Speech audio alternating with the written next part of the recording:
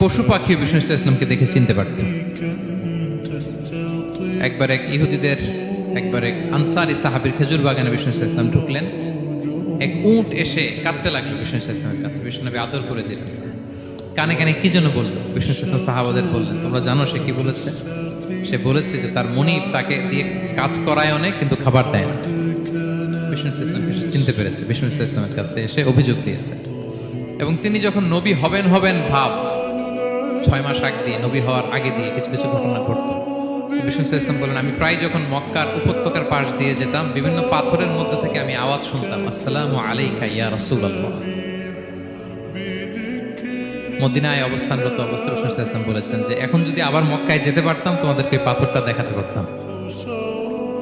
আমি পাহাড়ের পাশ দিয়ে যখন যেতাম, পাথর থেকে আওয়াজ আসতো, আসসালামু আলাইকা ইয়া রাসূলুল্লাহ। তার মানে পাথর নবীকে চিনতো কি চিনতো না? বলেন বলেন।